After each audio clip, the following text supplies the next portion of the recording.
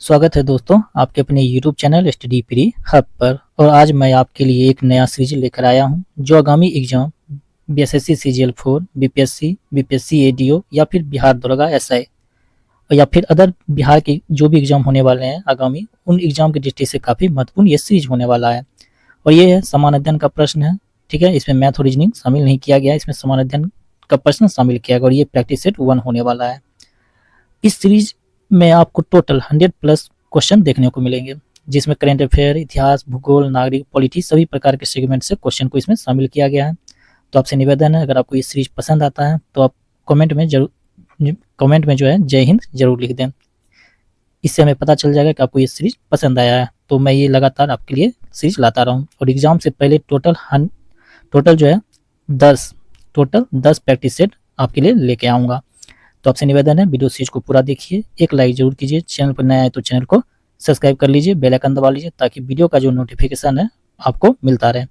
और इस सीरीज का जो पीडीएफ है हमारे Telegram channel study pre hub पर मिल जाएगा, जिसका लिंक आपको इस वीडियो के नीचे डिस्क्रिप्शन में दिया गया है। तो चलिए इस सीरीज को शुरुआत करते हैं और देखते हैं क्वेश्चन नंबर फर्स्ट। तो चलिए शुरुआत करते हैं क्वेश्चन नंबर फर्स्ट। सिंधु सभ्यता के लोगों का प्रमुख व्यवसाय क्या था? तो सिंधु सभ्यता लोगों का जो प्रमुख व्यवसाय था वो था कृषि और व्यापार। यानी option number B right answer हो जाएगा। पशुपालन भी था, ठीक है, पशुपालन भी था, लेकिन सबसे प्रमुख व्यवसाय कृषि और व्यापार था। क्वेश्चन नंबर 2 है कि सिंधु घाटी सभ्यता में नृत्य करती हुई लड़की की मूर्ति किस धातु की बनी है? तो नृत्य करती हुई लड़की की जो मूर्ति थी, डांसिंग गर्ल, वो कांसा की बनी हुई थी और ये प्राप्त कहाँ से हुआ? तो मोहनजोदारो से।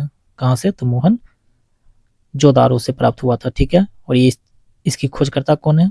तो मोहनजोदारो खोजकर्ता 1922 में रखालदास बनर्जी द्वारा किया गया था, ठीक है। क्वेश्चन नंबर 3 देखते हैं कि बौद्ध धर्म की त्रिरत्न की संकल्पना किन 3 तत्वों से संबंधित है? तो बौद्ध धर्म की 3 रत्न की जो संकल्पना है यह बुद्ध, धर्म और संघ से संबंधित है। यानी option number A right answer हो जाएगा, बुद्ध, धर्म और संघ। क्वेश्चन नंबर 4 है कि अशोक के शिलालेख किस लिपि में लिखे गए हैं? तो अशोक के अधिकतर जो शिलालेख हैं वो लिखे गए हैं ब्राह्मी और खरोष्टी लिपि में। यानी option number A right answer हो जाएगा, ब्राह्मी और खरोष्टी। क्वेश्चन नंबर 5, दोहरे कर यानी डबल टैक्स प्रणाली का उल्लेख किस शासक के शासनकाल में मिलता है? तो डबल टैक्स जो प्रणाली का उल्लेख है ये मिलता है चंद्रगुप्त मौर्य के शासनकाल में। और किस बुक में? तो किताब का नाम है अर्थशास्त्र।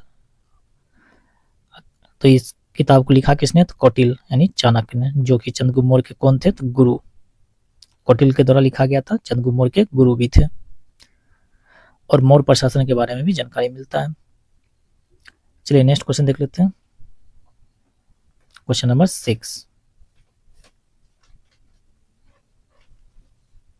6 काफी इंपोर्टेंट क्वेश्चन है कि विज्ञानेश्वर किस राजा के दरबार से संबंधित थे? तो इसका राइट आंसर हो जाएगा Vikramaditya 6 and option number C. और इनका शासनकाल कब से कब था? विक्रमादित्य 6 का 1076 से 1126, 1076 से 1126, ठीक है। और विज्ञानेश्वर की प्रसिद्ध पुस्तक का नाम है मिताक्षरा। क्या नाम है? मिताक्षरा। किनके द्वारा लिखा गया? तो मिताक्षरा लिखा गया विज्ञानेश्वर के द्वारा। हर्षवर्धन कन्नौज का शासक था। हर्षवर्धन इसके समय में आया था हेन स्वांग। कौन आया था? तो हेन स्वांग आया था 629 में। कब? तो 629 में आया था, जिसने सी यू की रचना की थी। सी यू की रचना की थी, ठीक है। और इनके प्रसिद्ध दरबारी कवि का नाम था बाण भट्ट, ठीक है, जिसने हर्षचरित की रचना किया था। चलिए नेक्स्ट क्वेश्चन देख लेते हैं। क्वेश्चन नंबर 7, कुट्टी नीमत नामक ग्रंथ किस विषय पर आधारित है? तो कुट्टी नीमत जो नामक ग्रंथ है ये आधारित है समाजशास्त्र पर, ठीक है। And option number C right answer हो जाएगा, समाजशास्त्र। क्वेश्चन नंबर 8 है गुप्त काल में भूमि कर को क्या कहा जाता था? तो गुप्त काल में भूमि कर जो होता था इसे कहा जाता था भूमि भाग। क्या? तो भूमि भाग and option number A right answer हो जाएगा। क्वेश्चन नंबर 9, हर्षवर्धन की राजधानी कौन सी थी? जस्ट इसके बारे में हम लोगों ने चर्चा किया है, बताइए। ऑप्शन है कन्नौज, पाटलिपुत्र, उज्जैन या फिर वाराणसी। तो पाटलिपुत्र नगर की स्थापना उज्जैन ने किया था। किसने? उज्जैन ने। इससे पहले मतलब उज्जैन इसे राजधानी बनाया था। नगर का स्थापना अजात शत्रु ने किया था। किसने? अजात शत्रु ने, गंगा और सोम नदी के संगम पर। ठीक है, तो इसका राइट आंसर ऑप्शन नंबर ए कन्नौज। क्वेश्चन नंबर 10 है, इल्तुतमिश ने किस प्रसिद्ध संस्था की स्थापना की थी?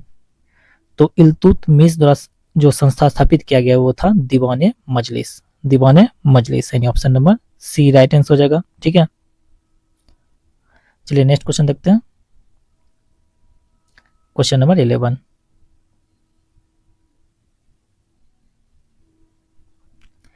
अकबर ने अपने प्रशासनिक विभाजन के कितने सूबे बनाए थे? तो अकबर ने जब प्रशासनिक विभाजन किया था तो इसने कुल 15 सूबे बनाए थे, यानी option number C right answer हो जाएगा 15। क्वेश्चन नंबर 12 है कि रैयत बाड़ी व्यवस्था सबसे पहले लागू की गई थी।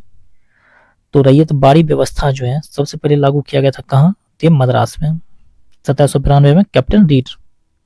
ठीक है, किसके द्वारा? कैप्टन रीड और थॉमस मुनरो द्वारा। कब? 1792 में। ये दोनों क्या कहा जाए? 1792 में कैप्टन रीड और थॉमस मुनरो द्वारा रैयतवाड़ी व्यवस्था शुरू किया गया था। तो सबसे पहले रैयतवाड़ी व्यवस्था कहाँ? तो मद्रास में। ठीक है, मद्रास के कहाँ? तो मद्रास के बाराहमल जिला में। किस जिला में? तो बाराहमल जिला में। क्वेश्चन नंबर 13, 1857 की क्रांति में बिहार में नेतृत्व किसने किया था? तो बताइए इसका राइट आंसर क्या हो जाएगा? तो 1857 क्रांति में बिहार में नेतृत्व वीर कुंवर सिंह के द्वारा किया गया था। पटना से पीर अली एक पुस्तक विक्रेता था, वो किए थे। सबसे पहले शुरुआत मंगल पांडे के द्वारा किया गया था, यूपी में मेरठ से। ठीक है, यूपी में मेरठ से। नाना साहब कानपुर से। बेगम हजरत महल कहाँ से? तो बेगम हजरत महल लखनऊ से। ये लखनऊ से थे, नाना साहब कानपुर से थे। ठीक है, और मंगल पांडे मेरठ, यूपी में मेरठ से शुरू किए थे सबसे पहले। क्वेश्चन नंबर 14 है कि चंपारण आंदोलन का मुख्य उद्देश्य क्या था? तो ऑप्शन है नील की खेती समाप्त करना, लगान कम करना, किसानों को भूमि दिलाना, या फिर औद्योगिक नीति का विरोध। तो इसका राइट आंसर हो जाएगा ऑप्शन नंबर ए, नील की खेती को समाप्त करना। और महात्मा गांधी का पहला सविनय अवज्ञा आंदोलन में यही था, चंपारण सत्याग्रह। कब हुआ था? तो 1917 में। राजकुमार शुक्ल के कहने पर महात्मा गांधी कहाँ आए थे? चंपारण आए थे, बिहार। क्वेश्चन 15 है कि गदर आंदोलन का उद्देश्य क्या था? तो गदर आंदोलन का जो उद्देश्य था वो था भारत को सशस्त्र क्रांति द्वारा स्वतंत्र कराना, यानी option number B right answer हो जाएगा। ठीक है, नेक्स्ट क्वेश्चन देखते हैं। क्वेश्चन नंबर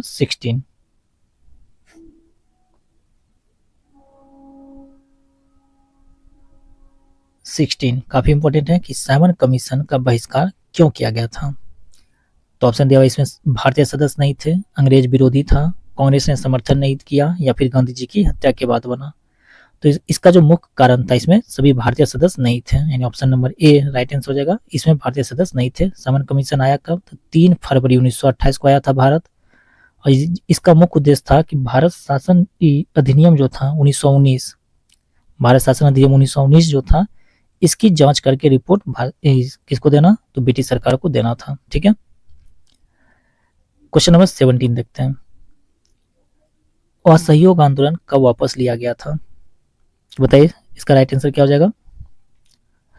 तो असहयोग आंदोलन जो है 1922 में वापस लिया गया था। किस कारण से? तो चौरी चौरा कांड के कारण से, यानी ऑप्शन ए इसका राइट आंसर हो जाएगा। जलियांवाला बाग हुआ था 13 अप्रैल 1919 को। 13 अप्रैल 1919 को जलियांवाला बाग। ठीक है, साइमन कमीशन अभी जस्ट चर्चा की 1928। तो रोलैक्ट एक्ट कब हुआ था? तो रोलैक्ट एक्ट जो है ये हुआ था 1919 में। कब हुआ था? तो 1919 में हुआ था। तो राइट आंसर ऑप्शन नंबर ये हो जाएगा। चोरी चोरा कांड के बाद क्या किया गया था? असहयोग आंदोलन वापस ले लिया गया था। ठीक है, और ये कांड हुआ कब था? चोरी चोरा ये हुआ था 4 फरवरी 1922 को। कब हुआ था? 4 फरवरी 1922 को। चलिए नेक्स्ट क्वेश्चन देखते हैं। Question number 18। क्वेश्चन 18 है कि पूर्ण स्वराज का प्रस्ताव जो है किस अधिवेशन में पारित हुआ था? तो पूर्ण स्वराज का जो प्रस्ताव है ये पारित किया गया था 1929 के लाहौर अधिवेशन में। ठीक है, 1929 के लाहौर अधिवेशन में अध्यक्ष कौन थे? तो नेहरू जी, जवाहरलाल नेहरू। कलकत्ता अधिवेशन मोतीलाल नेहरू, कराची सरदार पटेल 1931 का कराची अधिवेशन सरदार पटेल, ठीक है। और इसी अधिवेशन में क्या हुआ था, तो गांधी इरविन समझौता भी हुआ था, यानी गांधी जी और लॉर्ड इरविन के बीच में समझौता, किस अधिवेशन में, तो कराची अधिवेशन में, ठीक है। तभी जो इसका राइट आंसर हो जाएगा, ये हो जाएगा ऑप्शन नंबर बी, लाहौर अधिवेशन, ठीक है, जिसमें पूर्ण स्वराज का प्रस्ताव पारित किया गया था। अध्यक्ष कौन थे, तो नेहरू जी। चलिए नेक्स्ट क्वेश्चन देखते हैं, क्वेश्चन नंबर 19। सविनय अवज्ञा आंदोलन का आरंभ किसने किया था, तो सबको पता है किसने किया था, तो सविनय अवज्ञा आंदोलन का जो आरंभ है ये गांधी जी के द्वारा किया गया था। कब किया गया था, तो 12 मार्च 1930 को, 12 मार्च 1930 को किया गया था, ठीक है। समाप्त कब हुआ था, तो 6 अप्रैल 1930 को, 6 अप्रैल 1930 को समाप्त हुआ था। नेक्स्ट क्वेश्चन देखते हैं, क्वेश्चन नंबर 20। क्वेश्चन है क्वेश्चन नंबर 20, काफी इंपॉर्टेंट क्वेश्चन है। कैबिनेट मिशन भारत कब आया था, ऑप्शन है 1945, 1946, 1947 या 1948। तो right answer option number B हो जाएगा, 24 मार्च 1946 को आया था, ठीक है। कब आया था, 24 मार्च 1946 को कैबिनेट मिशन भारत आया था, जिसमें 3 सदस्य थे, पैथिक लॉरेंस, ए.बी. अलेक्जेंडर और स्टोफर्ड क्रिप्स, ठीक है।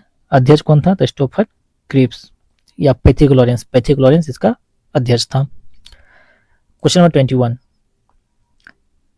भारत सरकार अधिनियम 1935 के तहत कौन सी व्यवस्था लागू हुई थी, बताइए इसका राइट आंसर क्या हो जाएगा। ऑप्शन है संघीय शासन, संसदीय प्रणाली, द्वैध शासन या फिर स्वराज योजना। तो इसका जो राइट आंसर ऑप्शन नंबर ये हो जाएगा, संघीय शासन। और इसके साथ क्या किया गया था, केंद्र में द्वैध शासन को लागू किया गया था, अखिल भारतीय संघ की स्थापना हुई थी, प्रांतीय स्वायत्तता हो गया था, प्रांतों को स्वायत्तता दे दिया गया था, केंद्र राज्य के बीच शक्ति का बंटवारा किया गया था, ठीक है। संघीय न्यायालय की स्थापना भी की गई थी, सारा हुआ था 1935 में, ठीक है। कब हुआ था, तो 1935 भारत सरकार अधिनियम के तहत। क्वेश्चन नंबर 22, रोल एक्ट कब लागू किया गया था, जस्ट इसके बारे में हम लोगों ने चर्चा किया पहले ही, बताइए रोल एक्ट कब लागू किया गया था, तो 1919 में। कब लागू किया गया था, 1919 में। कब, तो 1919 में, 19 मार्च को। नेक्स्ट क्वेश्चन देखते हैं, क्वेश्चन नंबर 23, अलीगढ़ आंदोलन के संस्थापक कौन थे, तो ऑप्शन है मौलाना आजाद, सर सैयद अहमद खान, अबुल कलाम आजाद या फिर शिव नोमानी। तो इसका राइट आंसर हो जाएगा option number B, sir Syed Ahmad Khan. Next question देखते हैं 24, जो इंपॉर्टेंट है उसका हम लोग डिस्कशन कर लेंगे, ठीक है। भारतीय राष्ट्रीय कांग्रेस के प्रथम अधिवेशन की अध्यक्षता किसने की थी, तो भारतीय राष्ट्रीय कांग्रेस की जो प्रथम अधिवेशन हुआ था 1885 में हुआ था, ठीक है। तो बोमेशियन बनर्जी, WC बनर्जी ने किया था, यानी option number C right answer हो जाएगा, ठीक है। ये हुआ कहाँ, तो मुंबई में। कहाँ पे, तो मुंबई में तेज गोकुलधाम तेजपाल, ठीक है, विद्यालय में हुआ था। नेक्स्ट क्वेश्चन देख लेते हैं, क्वेश्चन नंबर 25, अकबर के नवरत्नों में कौन गणितज्ञ था, क्या पूछ रहा है, अब अकबर के नवरत्नों में कौन जो है गणितज्ञ था। ऑप्शन है अबुल फजल, तानसेन, बीरबल या फिर फैजी। तो इसका right answer option number D हो जाएगा, फैजी। नेक्स्ट है क्वेश्चन नंबर 26, शेरशाह सूरी का मकबरा कहाँ स्थित है, तो इसका आंसर आप लोग कमेंट बॉक्स में जरूर दीजिएगा। 26 का आंसर कमेंट बॉक्स में, सासाराम, गया, आरा या फिर पटना। 27 हम लोग देखते हैं, पटना की परिषद यानी काउंसिल ऑफ पटना किस वर्ष स्थापित की गई थी, तो पटना का जो परिषद यानी काउंसिल ऑफ पटना ये स्थापित किया गया था रेगुलेटिंग एक्ट के तहत, यानी 1773 में, यानी option number B right answer हो जाएगा, रेगुलेटिंग एक्ट के तहत। क्वेश्चन नंबर 28, नालंदा विश्वविद्यालय को किसने नष्ट किया था, ऑप्शन है महमूद गौरी, बख्तियार खिलजी, इल्तुतमिश या फिर बाबर। तो राइट आंसर हो जाएगा बख्तियार खिलजी ने नष्ट किया था, ठीक है। 1193 में क्या किया गया था, तो इसमें आग लगा दिया गया था। और इसकी स्थापना जो है नालंदा विश्वविद्यालय की स्थापना कुमारगुप्त प्रथम द्वारा किया गया था 5वीं शताब्दी में। कुमारगुप्त प्रथम में किया था किसमें, तो 5वीं शताब्दी में किया था। और 1193 में बख्तियार खिलजी ने आग लगा दिया था। क्वेश्चन नंबर 29 देखते हैं। आर्य समाज के नारे वेदों की ओर लौटो का आशय क्या था?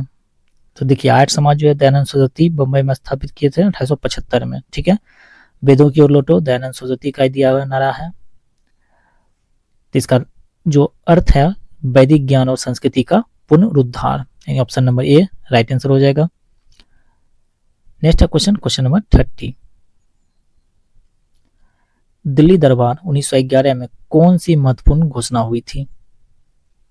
बताइए, दिल्ली दरबार जो 1911 में हुआ था इसमें कौन सी महत्वपूर्ण घोषणा की गई थी? तो इसका right answer option number A Bengal विभाजन रद्द किया गया था लॉर्ड हार्डिंग द्वितीय के समय में। ठीक है, अब बंगाल विभाजन हुआ था कब? तो 1905 में हुआ था, कर्जन के समय में। ठीक है, किसके समय में था? कर्जन के समय में। ठीक है, चलिए नेक्स्ट क्वेश्चन देखते हैं। Question number 31। भारत में सर्वाधिक क्षेत्र किस प्रकार की मिट्टी से आच्छादित है? तो भारत में जो सर्वाधिक क्षेत्र है ये है जलोढ़ मिट्टी से, यानी option number C right answer हो जाएगा। तो जलोढ़ मिट्टी में भी जो नया जलोढ़ मिट्टी होता है उसे खादर कहा जाता है। ठीक है, और बांगर जो है पुरानी जलोढ़ मिट्टी को कहा जाता है। Question number 32। किस नदी को साउथ गंगा कहा जाता है, यानी दक्षिण की गंगा? तो राइट आंसर हो जाएगा गोदावरी। क्वेश्चन नंबर 33 है कि भारत का सबसे ऊंचा जलप्रपात कौन सा है? तो भारत का जो सबसे ऊंचा जलप्रपात है वो है कुंचिकल फॉल्स, यानी ऑप्शन नंबर बी, जो कि कहाँ है? कर्नाटक में। कर्नाटक में। नेक्स्ट है क्वेश्चन नंबर 34 कि भारत में अधिकतम वर्षा कहाँ होती है? तो ऑप्शन दिया हुआ है चेरापूंजी, मासिनराम, पेरियार या फिर सिलचर। तो इसका राइट आंसर हो जाएगा ऑप्शन नंबर बी, मासीराम मेघालय में अधिकतम वर्षा, यानी अधिकतम वर्षा मासीराम मेघालय में होती है, यानी मेघों का घर मेघालय। नेक्स्ट क्वेश्चन है क्वेश्चन नंबर 35। पश्चिमी घाट को एक जैव विविधता हॉटस्पॉट क्यों कहा जाता है? तो पश्चिमी घाट को एक जैव विविधता हॉटस्पॉट क्यों कहा जाता है? चलिए ऑप्शन देख लेते हैं। तो ऑप्शन दिया हुआ है घनी आबादी के कारण, या फिर उच्च प्रजातीय विविधता के कारण, या फिर उर्वर मिट्टी के कारण, या फिर वर्षा का अभाव। तो right answer option number B हो जाएगा, उच्च प्रजातीय विविधता के कारण इसे कहा जाता है। Next question 36। ताप्ती नदी का उद्गम स्थल कहाँ है? क्या पूछ रहा है? ताप्ती नदी का उद्गम स्थल कहाँ है? तो ताप्ती नदी का जो उद्गम स्थल है यह है एमपी के बैतूला जिला से। ठीक है, यानी ऑप्शन नंबर इसका राइट आंसर हो जाएगा सतपुरा पर्वत से। और कहां से? सतपुरा पर्वत में, तो मध्य प्रदेश के बैतूला जिला से। नेक्स्ट है क्वेश्चन नंबर 37। क्वेश्चन नंबर 37 है रिंग ऑफ फायर शब्द किससे संबंधित है? काफी इंपॉर्टेंट क्वेश्चन है ज्योग्राफी की दृष्टि से। ठीक है, ये आपको बिहार एसआई में भी क्वेश्चन देखने को मिल सकता है। तो रिंग ऑफ फायर शब्द किससे संबंधित है? तो यह है ज्वालामुखी क्षेत्र से संबंधित, यानी ऑप्शन नंबर ए इसका राइट आंसर हो जाएगा। ठीक है, और ये जो रिंग ऑफ फायर है ये प्रशांत महासागर ज्वालामुखी क्षेत्र है। कौन सा महासागर? तो प्रशांत, सबसे बड़ा महासागर प्रशांत महासागर ज्वालामुखी क्षेत्र से संबंधित है। ठीक है, क्वेश्चन नंबर 38 है कौन सा राज्य चाय उत्पादन में प्रथम स्थान पर है? तो ऑप्शन दिया हुआ है असम, पश्चिम बंगाल, तमिलनाडु, केरल। बताइए इसका राइट आंसर क्या हो जाएगा? तो इसका राइट आंसर ऑप्शन नंबर ए असम हो जाएगा। ठीक है, नेक्स्ट है question number 39। Black cotton soil यानी काली मिट्टी को वैज्ञानिक रूप से क्या कहा जाता है? तो ऑप्शन है laterite soil, regur soil, pedocal soil, या फिर एलिफ सोल। इसे कहा जाता है रेगुर। कौन सा मिट्टी? तो रेगुर मिट्टी कहा जाता है। ठीक है, एंड इसका right answer option number B हो जाएगा। नेक्स्ट क्वेश्चन देखते हैं क्वेश्चन नंबर 40। भारत का कौन सा राज्य अति भूकंप संवेदनशील क्षेत्र में आता है? ऑप्शन है राजस्थान, गुजरात, सिक्किम, तमिलनाडु।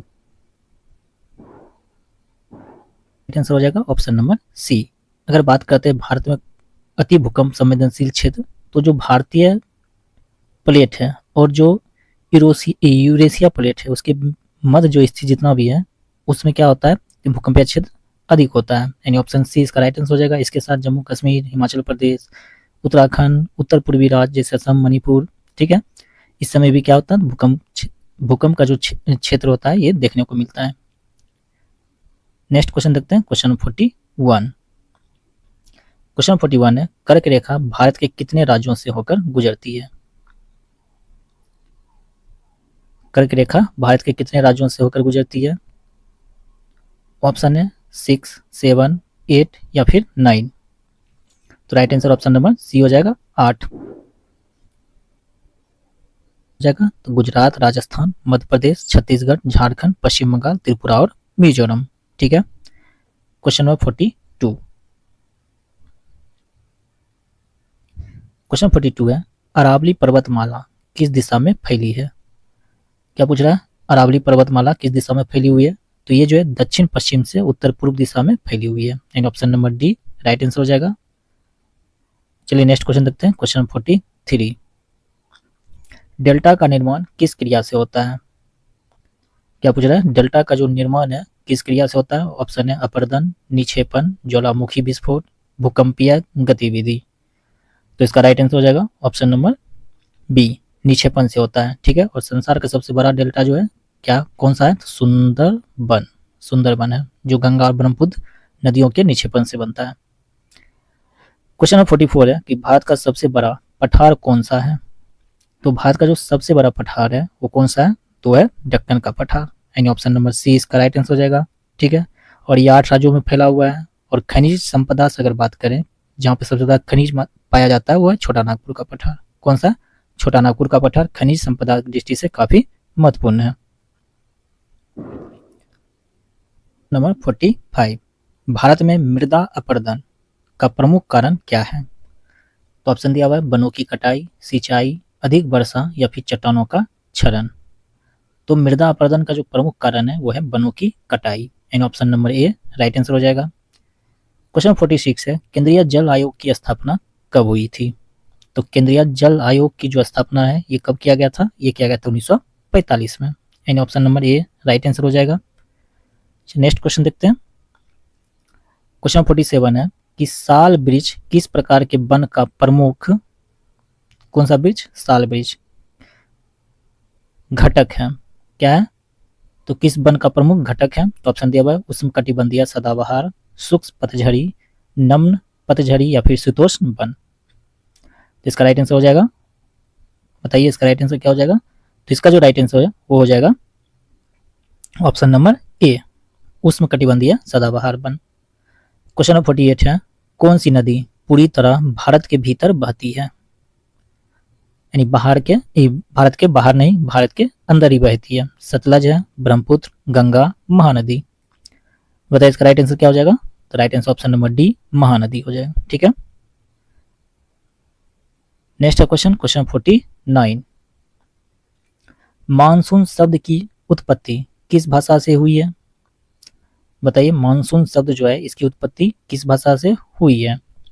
तो इसकी जो उत्पत्ति हुई है अरबी भाषा से। And option number B right answer हो जाएगा Arabi. Next question, question number 50, Bharat का कौन सा राज्य खनिज संपदा में सबसे समृद्ध है? यानी कौन सा राज्य है जहाँ पे खनिज संपदा सबसे अधिक पाई जाती है? तो ऑप्शन है छत्तीसगढ़, झारखंड, उड़ीसा या फिर बिहार। तो इसका राइट आंसर हो जाएगा ऑप्शन नंबर बी, झारखंड। ठीक है। चलिए नेक्स्ट क्वेश्चन देख लेते हैं। क्वेश्चन 51, भारत का सबसे बड़ा बंदरगाह कौन सा है? तो ऑप्शन है मुंबई, कोलकाता, कंडाला या फिर विशाखापत्तनम। तो इसका राइट आंसर क्या हो जाएगा? तो इसका राइट आंसर ऑप्शन नंबर ए हो जाएगा मुंबई, कोलकाता, कांडला या फिर विशाखापत्तनम। तो राइट आंसर ऑप्शन नंबर ए, मुंबई। क्वेश्चन नंबर 52 है, अंतर्राष्ट्रीय तिथि रेखा किस देश के समीप झुकती है? क्या पूछ रहा है?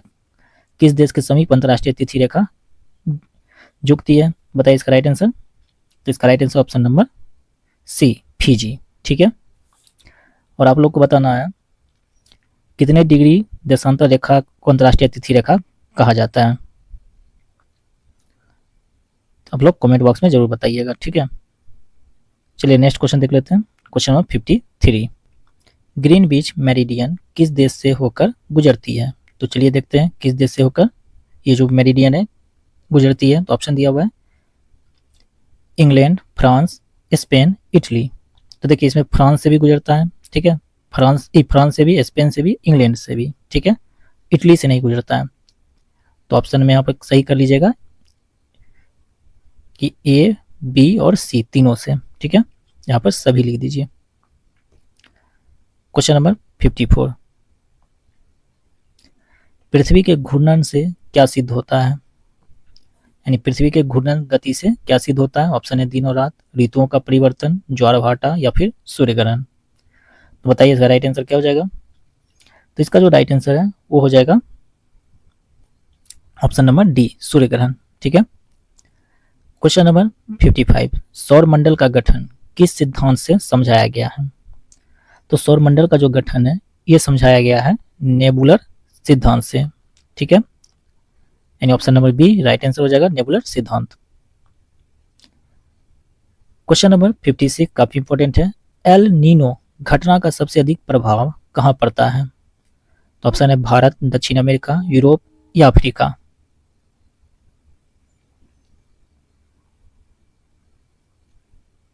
हो जाएगा ऑप्शन नंबर बी, दक्षिण अमेरिका।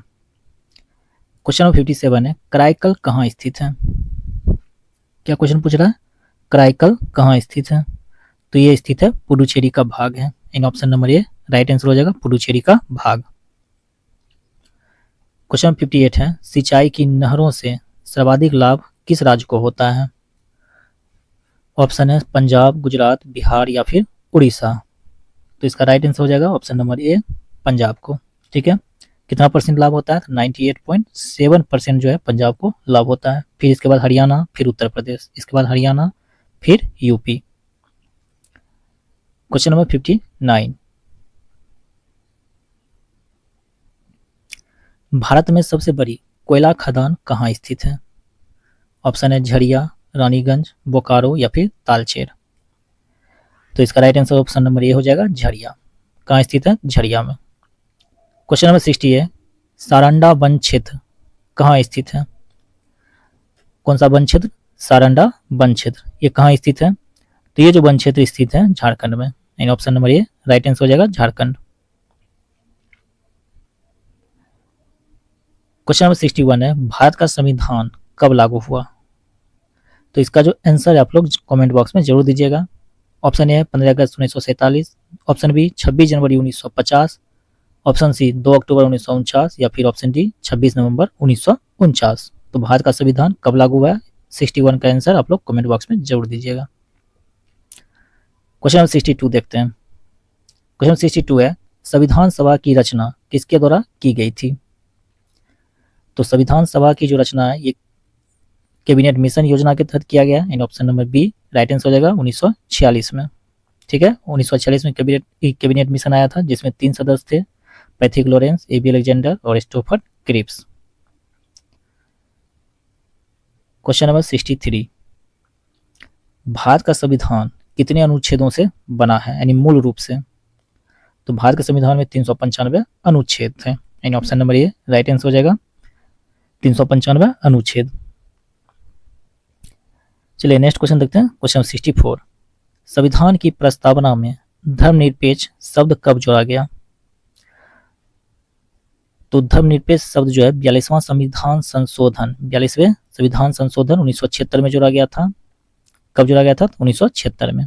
42वां संविधान संशोधन 1976 के तहत जोड़ा गया था, ठीक है। नेक्स्ट क्वेश्चन देखते हैं। क्वेश्चन 65, क्वेश्चन 65 है, भारत का सर्वोच्च न्यायालय कहाँ स्थित है। तो भारत का जो सर्वोच्च न्यायालय है ये दिल्ली में स्थित है, ठीक है। क्वेश्चन नंबर 66, मौलिक अधिकार किस भाग में दिए गए हैं। ऑप्शन है भाग 3, भाग 4, भाग 5 या फिर भाग 2। तो भाग 3 में दिया गया है अनुच्छेद 12 से 35, 12 से 35, ठीक है। कौन सा भाग हो जाएगा, भाग 3, यानी option number A right answer हो जाएगा, ठीक है। भाग 2 में क्या है, तो नागरिकता है। तो अनुच्छेद कितना हो सकता है, 5 से 11, 5 से 11 नागरिकता। ये दोनों क्वेश्चन काफी इंपॉर्टेंट है, ठीक है। भाग 5 में क्या है, तो भाग 5 में जो दिया हुआ है वह दिया हुआ है संघ सरकार। क्या दिया हुआ है, संघ सरकार। और भाग 4 में क्या दिया हुआ है, तो भाग 4 में जो दिया गया वो दिया राज्य के नीति निर्देशक तत्व यानी डीपीएसपी, जो 36 से 51 तक है, अनुच्छेद 36 से 51। क्वेश्चन नंबर 67, संविधान में राजनीति के निर्देशक तत्व किस देश से लिए गए हैं? तो ऑप्शन है अमेरिका, ब्रिटेन, आयरलैंड या फिर जापान। तो ये जो नीति निर्देशक तत्व है ये लिया गया आयरलैंड के संविधान से, यानी option number C right answer हो जाएगा। आयरलैंड के संविधान भाग 4 में है 36 से 51 तक। क्वेश्चन नंबर 68, और एकल नागरिकता ब्रिटेन से, एकल नागरिकता ब्रिटेन से, क्योंकि क्वेश्चन काफी पूछा हुआ है, ठीक है। अभी राइट आंसर ऑप्शन सी हो जाएगा। 68 नंबर क्वेश्चन है कि राष्ट्रपति को हटाने की प्रक्रिया क्या कराती है? ऑप्शन है निष्कासन, महाभियोग, अविश्वास प्रस्ताव या फिर स्थगन। तो बताइए इसका राइट आंसर हो जाएगा ऑप्शन नंबर बी, महाभियोग। किस अनुच्छेद में? अनुच्छेद 61 में। किस अनुच्छेद में? अनुच्छेद 61 में। नेक्स्ट है क्वेश्चन नंबर 69। क्वेश्चन नंबर 69 है प्रधानमंत्री की नियुक्ति कौन करता है? तो प्रधानमंत्री की नियुक्ति जो है राष्ट्रपति द्वारा किया जाता है, ठीक है। और अनुच्छेद 75, अगर बात करते हैं अनुच्छेद 75, तो अनुच्छेद 75 में कहा गया है कि लोकसभा में जो बहुमत दल का नेता होता है तो राष्ट्रपति उसे प्रधानमंत्री नियुक्त करता है, ठीक है। क्वेश्चन नंबर देखते हैं 70, काफी इंपॉर्टेंट क्वेश्चन भी है। मूल कर्तव्यों का समावेश संविधान में कब हुआ? तो मूल कर्तव्यों का जो समावेश है संविधान में किया गया 42वें संविधान संशोधन 1976 के तहत, और टोटल 10 मूल कर्तव्यों को जोड़ा गया था। और ये सरदार स्वर्ण सिंह समिति के सिफारिश पर हुआ था। किसके सिफारिश पर? स्वर्ण सिंह समिति के सिफारिश पर, ठीक है। और अभी जो है 82वें संविधान संशोधन 2002 के तहत शिक्षा के अधिकार को जोड़ा गया है, जो तब हो गया अब टोटल 11, अब वर्तमान में 11 है, ठीक है। पहले 10 था, अभी 11 हो गया। शिक्षा का अधिकार जोड़ा गया जिसमें 6 वर्ष से लेकर 14 वर्ष तक के बच्चों की शिक्षा से संबंधित अधिकार दिया गया। तो राइट आंसर ऑप्शन नंबर ये हो जाएगा। 44वें संविधान संशोधन 1978, इसके तहत क्या हुआ? इसके तहत जो है संपत्ति के अधिकार को, ध्यान से सुनिएगा, संपत्ति के अधिकार को मौलिक अधिकार की सूची से हटाकर अनुच्छेद किसमें रखा गया? तो 300 के ए, अनुच्छेद 300 के ए में रखा गया है, ठीक है। और इसको कानूनी अधिकार बना दिया गया है। दूसरा है 52वें संविधान संशोधन 1985, इसके तहत जो है दल बदल विरोधी कानून को लाया गया और 10वीं अनुसूची में उसे शामिल किया गया था। कौन सा अनुसूची? 10वीं अनुसूची में। और ऑप्शन डी जो दिया हुआ है 61वें संविधान संशोधन 1989, इसके तहत क्या किया गया था? तो इसके तहत जो मतदान की आयु है उसको 21 वर्ष से घटाकर 18 वर्ष कर दिया गया, ठीक है। 61वां संविधान संशोधन 1989 के तहत 21 वर्ष से घटाकर 18 वर्ष मतदान की आयु को कर दिया गया। तो चलिए नेक्स्ट क्वेश्चन देख लेते हैं, क्वेश्चन नंबर 71।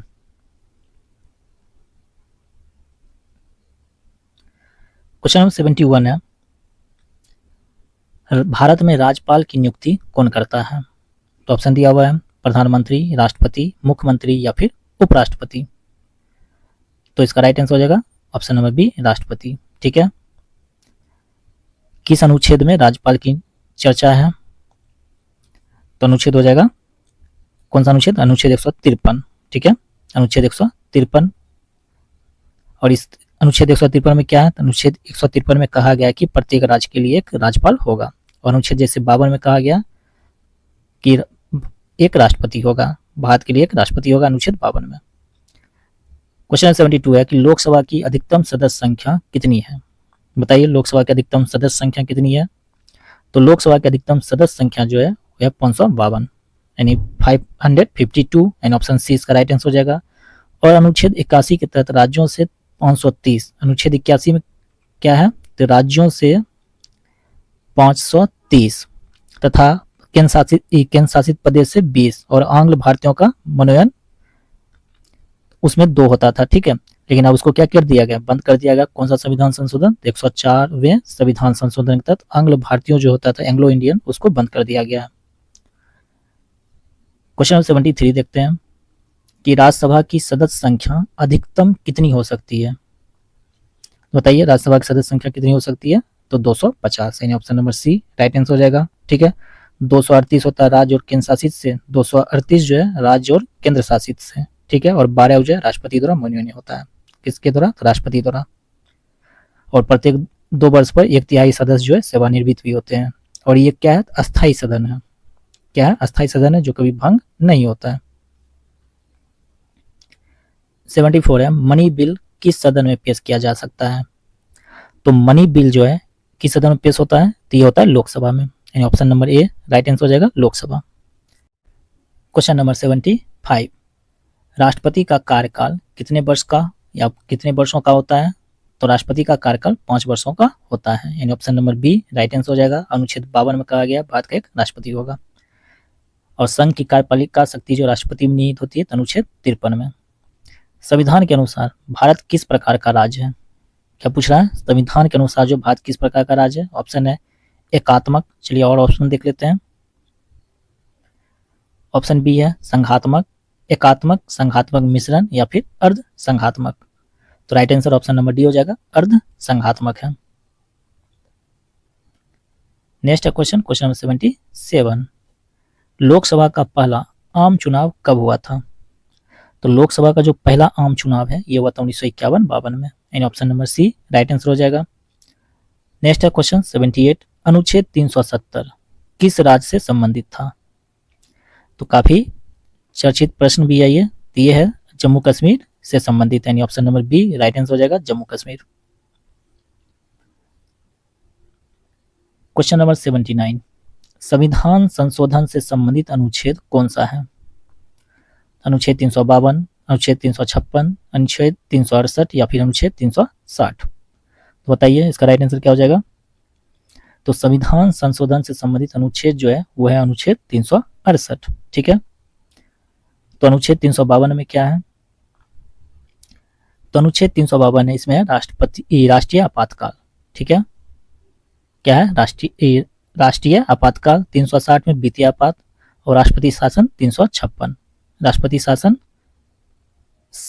356, वित्तीय आपात 360 और राष्ट्रीय आपात 352। ठीक है, नेक्स्ट क्वेश्चन देखते हैं। क्वेश्चन नंबर 80, भारत के राष्ट्रपति की आयु न्यूनतम कितनी होनी चाहिए? तो कोई भी व्यक्ति अगर भारत का राष्ट्रपति बन रहा है तो उनका आयु जो है कितनी होनी चाहिए? तो इसका right answer option number C 35 वर्ष। ठीक है, नेक्स्ट क्वेश्चन देखते हैं। क्वेश्चन नंबर 81, और प्रधानमंत्री के लिए न्यूनतम आयु 25 वर्ष। ठीक है, ये भी याद रखिएगा। राज्यसभा एक अस्थायी सदन है क्यों अस्थायी सदन है? इसका कभी विघटन नहीं होता है, इसके सदस्य आजीवन रहते हैं, इसे राष्ट्रपति भंग कर सकता है, यह विशेष सत्रों में ही मिलती है। तो इसका राइट आंसर ऑप्शन नंबर ये हो जाएगा, इसका कभी विघटन नहीं होता है, बल्कि 2 वर्षों में क्या होता है? 1/3 सदस्य सेवा निर्मित होती है। राज्यसभा में 2 वर्षों। क्वेश्चन देखते हैं 82। क्वेश्चन नंबर 82, क्वेश्चन 82 है, न्यायिक पुनरावलोकन की शक्ति किसके पास है? तो न्यायिक पुनरावलोकन शक्ति जो है किसके पास है? तो ये शक्ति है किसके पास में? तो सर्वोच्च न्यायालय, यानी ऑप्शन नंबर बी उच्च न्यायालय और सर्वोच्च न्यायालय के बीच। ठीक है, तो अनुच्छेद अगर बात करते हैं 32 तो सर्वोच्च न्यायालय, अनुच्छेद 226 एंड 226 उच्च न्यायालय क्या कर सकता है? तो रीट जारी कर सकता है। ठीक है, नेक्स्ट क्वेश्चन देखते हैं। क्वेश्चन 83, भारत के नियंत्रक एवं महालेखक परीक्षा का कार्यकाल कितने वर्ष का होता है? बताइए इसका राइट आंसर क्या हो जाएगा? तो इनका जो कार्यकाल होता है ये होता है 6 वर्ष का। ठीक है, यानी ऑप्शन सी इसका राइट आंसर हो जाएगा। और कैग जो है इसकी चर्चा अनुच्छेद 148 में। ठीक है, किसमें? तो अनुच्छेद 148 में। 84 है कि राष्ट्रपति को सलाह देने वाला अंग कौन सा है? लोकसभा, कैबिनेट, संसद या फिर सुप्रीम कोर्ट? बताइए इसका राइट आंसर क्या हो जाएगा? तो ऑप्शन नंबर बी कैबिनेट मंत्री। ठीक है, क्वेश्चन नंबर 85 है, राष्ट्रीय आपातकाल की घोषणा संविधान के किस अनुच्छेद के तहत होती है? तो राष्ट्रीय जो आपातकाल है संविधान के किस अनुच्छेद के तहत? तो इसकी जो घोषणा है वो किया जाता है 352 के तहत। 356 में राष्ट्रपति शासन, 360 वित्तीय आपात। 86 है, राष्ट्रपति शासन किस अनुच्छेद के अंतर्गत लगाया जाता है? तो जैसे इसके बारे में हम लोगों ने चर्चा कर लिया, ठीक है। तो इसका राइट आंसर क्या हो जाएगा? तो इसका राइट आंसर हो जाएगा ऑप्शन नंबर सी। देख लेते हैं ऑप्शन सी में क्या दिया हुआ है। तो ऑप्शन सी में दिया होगा 356, ऑप्शन सी 356। नेक्स्ट है क्वेश्चन 87। वित्त आयोग की स्थापना कितने वर्ष में एक बार होती है? तो बताइए, 3 वर्ष, 4 वर्ष, 5 वर्ष या फिर 6 वर्ष? तो इसका right answer option number C हो जाएगा, 5 वर्ष, ठीक है। 5 वर्षों में एक बार होती है। और अनुच्छेद 280 किससे संबंधित है? अनुच्छेद 280 जो है वित्त आयोग से संबंधित है, ठीक है, अनुच्छेद 280। Question number 88। भारत में निर्वाचन आयोग का गठन कब हुआ था? तो भारत में जो निर्वाचन आयोग है इसका जो गठन हुआ था 25 जनवरी 1950 को, यानी ऑप्शन नंबर बी 25 जनवरी, ठीक है। क्वेश्चन 89 है, लोकसभा अध्यक्ष को हटाने का अधिकार किसके पास है? तो लोकसभा अध्यक्ष को हटाने का अधिकार किसके पास है? तो लोकसभा के सदस्य के पास, यानी option number C right answer हो जाएगा, लोकसभा के सदस्य। Question number 90। भारतीय संविधान में कितने अनुसूचियां हैं? तो भारतीय संविधान में वर्तमान में टोटल 12 अनुसूचियां हैं, यानी option number C right answer हो जाएगा, 12 अनुसूची। 91 है कि परमाणु संख्या 92 वाले तत्व का नाम क्या है? तो जिस तत्व का परमाणु संख्या 92 है उस तत्व का नाम क्या है? तो उस तत्व का जो नाम है वो है यूरेनियम, यानी option number B right answer हो जाएगा। चलिए नेक्स्ट क्वेश्चन देखते हैं 92। डीएनए की संरचना की खोज किसने की थी? ऑप्शन है वाटसन और क्रिक, मेंडल, डार्विन या फिर मॉर्गन। तो बताइए इसका राइट आंसर क्या हो जाएगा? वाटसन और क्रिक, यानी option number A right answer हो जाएगा। हाल ही में इनका यानी वाटसन का जो है निधन हो चुका है, ठीक है। और डीएनए होता है क्या? तो डीऑक्सीराइबोन्यूक्लिक एसिड। और मेंडल को इनका जो पूरा नाम है गेगर जॉन मेंडल, अनुवांशिकता के जनक गेगर जॉन मेंडल। और विकासवाद का सिद्धांत चार्ल्स रॉबर्ट डार्विन। 93 है, कोशिका में ऊर्जा उत्पादन केंद्र कौन सा है? तो कोशिका में ऊर्जा उत्पादन केंद्र है माइटोकॉन्ड्रिया और प्रोटीन फैक्ट्री राइबोसोम, ठीक है, प्रोटीन फैक्ट्री राइबोसोम। 94 है, पादप कोशिका में कौन सी संरचना केवल पौधे में पाई जाती है? तो पौधे में जो संरचना पाई जाती है होती है कोशिका भित्ति, जो कि सेल्यूलोज की बनी होती है, यानी option number B right answer हो जाएगा। 95 है कि रक्त में ऑक्सीजन किस तत्व से जुड़ती है? तो रक्त में जो ऑक्सीजन है ऑप्शन दिया हुआ है सोडियम, कैल्शियम, आयरन या फिर जिंक। तो इसका right answer option number C हो जाएगा, आयरन से जुड़ती है, ठीक है। और ऑक्सीजन रक्त जो हीमोग्लोबिन होता है रक्त में, लाल रक्त में हीमोग्लोबिन होता है जिसके कारण उसका रंग लाल होता है, ऑक्सीजन से अभिक्रिया करके ऑक्सो हीमोग्लोबिन बनाती है, ठीक है। Question number 96। पेंसिलिन की खोज किसने की थी? तो इसका राइट आंसर हो जाएगा अलेक्जेंडर फ्लेमिंग, यानी option number A right answer हो जाएगा। एडवर्ड जेनर चेचक के टीका खोज किया था, चेचक के टीका का खोज। रॉबर्ट कोच टीबी के बीमारी के बारे में पता लगाया था, ठीक है। लुई पाश्चर पौष्टिकरण क्रिया दिया था, यानी दूध के पौष्टिकरण क्रिया। क्वेश्चन 97 है, मनुष्य की सबसे छोटी अस्थि कौन सी है? ऑप्शन है फीमर, स्टेपस कान की जोड़ी होती है, रेडियस या फिर क्लेविकल। तो इसका जो राइट आंसर क्या हो जाएगा? तो इसका राइट आंसर हो जाएगा ऑप्शन नंबर बी स्टेपस कान की हड्डी। और फीमर जो है सबसे जांघ की हड्डी होती है फीमर। और अल्ना हड्डी हाथ में। मानव शरीर का समान तापमान कितना होता है? तो ऑप्शन दिया हुआ है 97 फ़ारेनहाइट, उसके बाद दिया हुआ है 98.4 फ़ारेनहाइट, 99 फ़ारेनहाइट या फिर 100। तो right answer option number B हो जाएगा, ठीक है। नेक्स्ट क्वेश्चन देखते हैं, क्वेश्चन नंबर 99। और सेल्सियस में बात करें तो 37 डिग्री सेंटीग्रेड। 99 है, कौन सी ग्रंथि मास्टर ग्रंथि कहलाती है? तो मास्टर ग्रंथि कहलाती है पिट्यूटरी ग्रंथि, इसी को क्या कहा जाता है? पीयूष ग्रंथि। कौन सा ग्रंथि? पीयूष। Question number 100। डीएनए प्रतिकृति की क्रिया किस में होती है? तो ऑप्शन दिया हुआ है नाभिक में, राइबोसोम में, साइटोप्लाज्म में या फिर माइटोकॉन्ड्रिया में। तो इसका राइट आंसर क्या हो जाएगा? तो इसका राइट आंसर ऑप्शन नंबर ए हो जाएगा नाभिक में। ठीक है, किसमें होता है, नाभिक में। Power house of the cell mitochondria, और राइबोसोम को प्रोटीन फैक्ट्री कहा जाता है। 101 है, कौन सा हार्मोन शर्करा की मात्रा नियंत्रित करता है, यानी रक्त में जो है शर्करा की मात्रा को नियंत्रित करता है। ऑप्शन है थायरोक्सिन, इंसुलिन, एड्रेनालिन या फिर एस्ट्रोजन।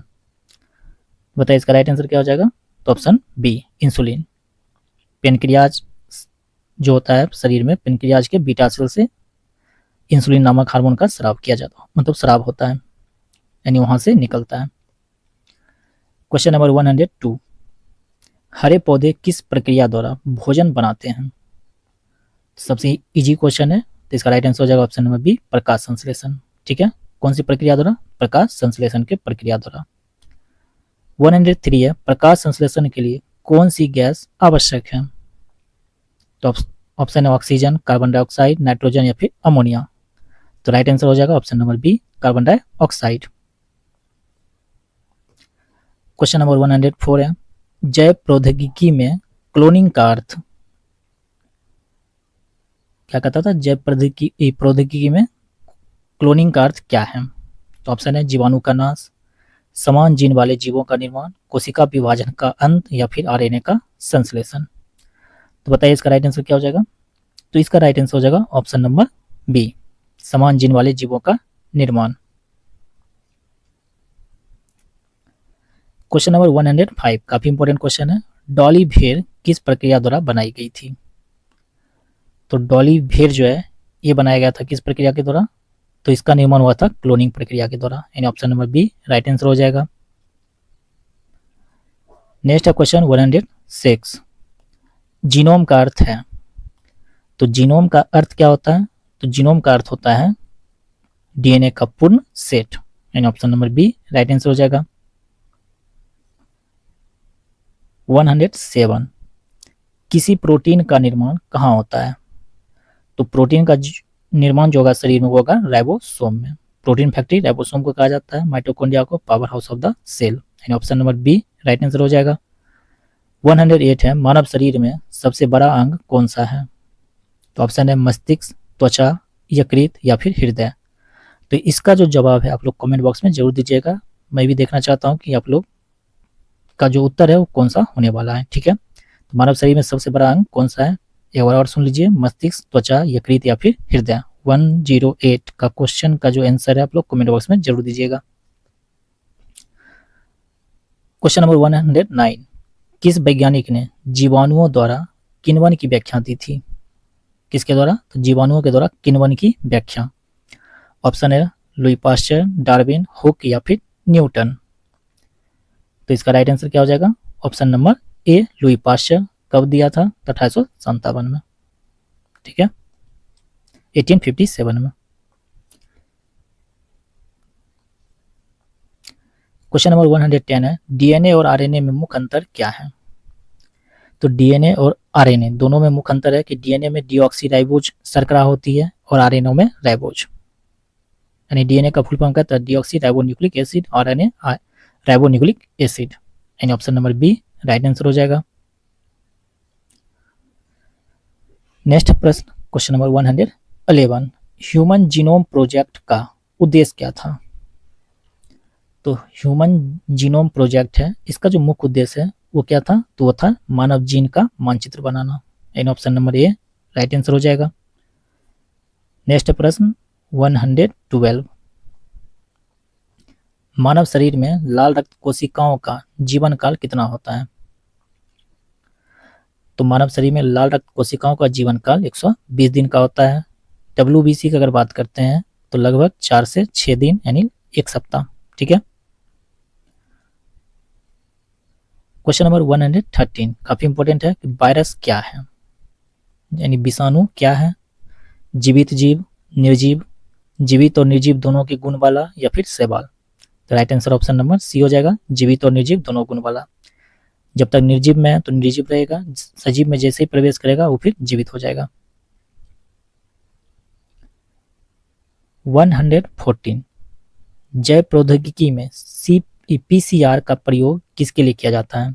किसका प्रयोग, PCR। तो PCR का प्रयोग जो है किसमें किया जाता है, इसका प्रयोग किया जाता है डीएनए की प्रतिलिपि बनाने में and option number A right answer हो जाएगा। ठीक है, एंड इसका फुल फॉर्म अगर पूछ दे कभी कभी पीसीआर क्या होता है तो पॉलीमरेज चेन रिएक्शन होता है। क्या होता है?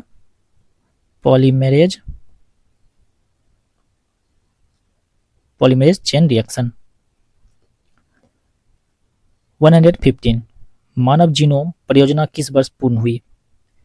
तो ये जो परियोजना है ये हुआ था 2003 में एंड ऑप्शन सी इसका राइट आंसर हो जाएगा 2003।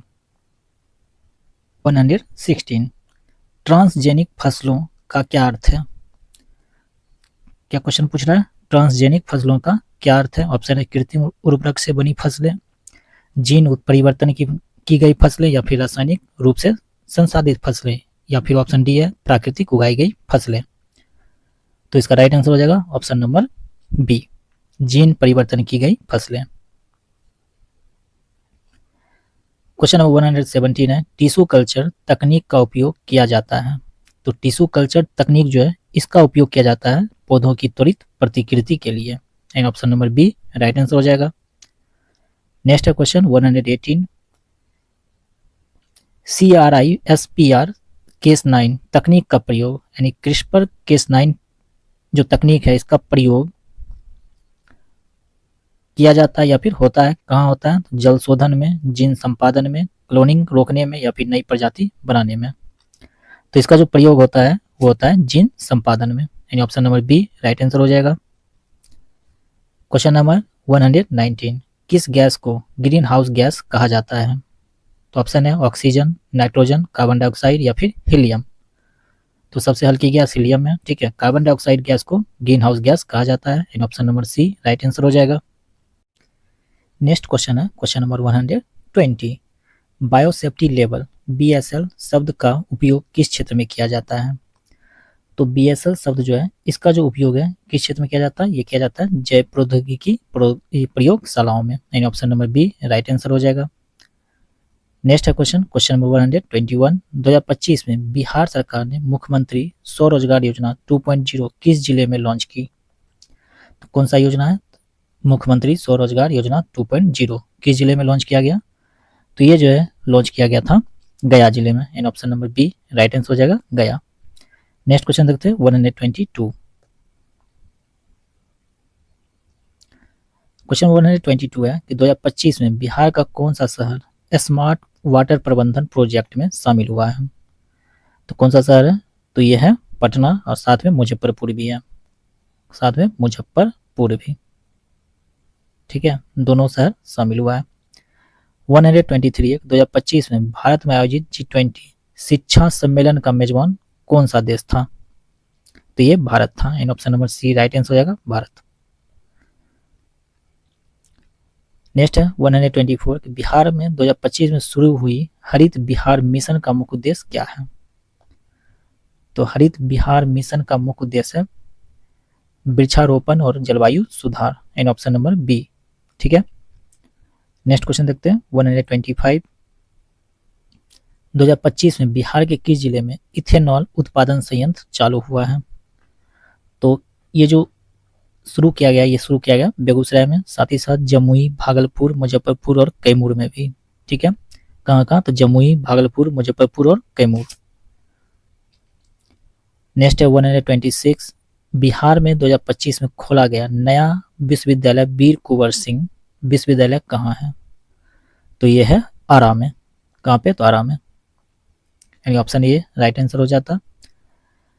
नेक्स्ट 127 2025 में गंगा जल आपूर्ति योजना किन दो शहरों को जोड़ती है? तो गंगा जल आपूर्ति जो योजना है ये किन दो शहरों को जोड़ेगी? तो ये राजगीर और गया को and option number A right answer हो जाएगा। 128 है कि बिहार का कौन सा शहर 2025 में यूनेस्को की क्रिएटिव सिटी ऑफ लिटरेचर सूची में शामिल हुआ है? तो कौन सा शहर है? तो ये शहर है दरभंगा यानी ऑप्शन नंबर ए दरभंगा। नेक्स्ट प्रश्न 129 कि 2025 में बिहार का राज्य बजट सबसे अधिक किस क्षेत्र पर केंद्रित रहा? तो सबसे अधिक जो है ये शिक्षा पे केंद्रित रहा and option number A right answer हो जाएगा शिक्षा। 130 है, 2025 में बिहार के किस जिले में मिथिला मेडिकल कॉलेज एवं अस्पताल का शुभारंभ हुआ है? तो मिथिला मेडिकल कॉलेज एवं अस्पताल का जो शुभारंभ किया गया, ये कहाँ किया गया? तो ये किया गया है दरभंगा में, यानी option number A right answer हो जाएगा दरभंगा। नेक्स्ट है प्रश्न क्वेश्चन नंबर 31 यानी 131, 2025 में भारत का रक्षा बजट जीडीपी का कितना प्रतिशत था? तो भारत का जो रक्षा बजट है वो जीडीपी का था 1.9%, यानी option number D right answer हो जाएगा।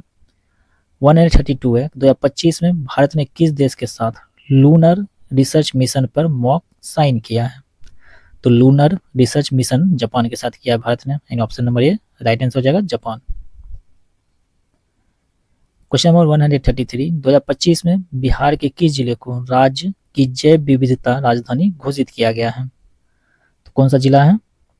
तो ये जिला है पश्चिमी चंपारण, यानी option number B right answer हो जाएगा पश्चिमी चंपारण। 134 है कि बिहार में 2025 में शुरू की गई मुख्यमंत्री युवा उद्यमिता योजना का मुख्य उद्देश्य क्या है? चलिए देखते हैं क्या उद्देश्य है। तो दिया हुआ है स्टार्टअप फंडिंग, सरकारी रोजगार, डिजिटल ट्रेनिंग या फिर कृषि उत्पादन। तो क्या था? तो ये था स्टार्टअप फंडिंग का, यानी ऑप्शन ए। 135 है 2025 में भारत की पहली एआई नीति किस मंत्रालय द्वारा जारी की गई? तो भारत की जो पहली एआई नीति है ये इलेक्ट्रॉनिक्स एवं सूचना प्रौद्योगिकी मंत्रालय द्वारा जारी किया गया है, option number B right answer हो जाएगा। नेक्स्ट प्रश्न है 136, 2025 में यानी बिहार में शुरू की गई सौर ग्राम योजना का मुख्य उद्देश्य क्या है? तो सौर ग्राम योजना का मुख्य उद्देश्य है ग्रामीण बिजलीकरण, यानी ऑप्शन नंबर ए। 137, 2025 में बिहार का कौन सा शहर देश का पहला हरित परिवहन नगर घोषित हुआ है? तो कौन सा शहर हो जाएगा? तो ये शहर है ऑप्शन नंबर बी गया। नेक्स्ट प्रश्न है 138, 2025 में भारत की अनुमानित जीडीपी वृद्धि दर आईएमएफ के अनुसार कितनी थी? तो आईएमएफ के अनुसार है 6.6%, यानी option number C. Next question 139, Bihar का कौन सा जिला 2025 में भारत गौरव ट्रेन के रूट में शामिल हुआ है? तो यह है सहरसा, दरभंगा और भागलपुर, यानी ऑप्शन नंबर डी सभी।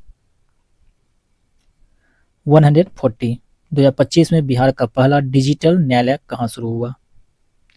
तो डिजिटल न्यायालय जो है ये पटना में शुरू किया गया है, यानी option number A right answer हो जाएगा पटना। 2025 में बिहार सरकार द्वारा मुख्यमंत्री महिला सुरक्षा योजना का मुख्य उद्देश्य क्या था? तो बिहार सरकार द्वारा मुख्यमंत्री महिला सुरक्षा योजना का मुख्य उद्देश्य है क्या चीज? तो आर्थिक शक्तिकरण, यानी महिला आर्थिक शक्तिकरण, यानी ऑप्शन नंबर डी। चलिए नेक्स्ट क्वेश्चन देखते हैं 142, बिहार किस जिले में बिहार के किस जिले में माता जानकी मंदिर का 882.87 करोड़ की लागत से स्थापित किया जाएगा, मंदिर का निर्माण किया जाएगा? तो कौन सा जिला हो जाएगा? तो ये जिला है Sitamarhi, and option number B. Next question है 143, 2025 में बिहार सरकार ने जनसंपर्क अभियान किस वर्षगांठ पर चलाया? तो ये चलाया गया था बिहार के 100 वर्ष की गठन पे, यानी ऑप्शन नंबर बी।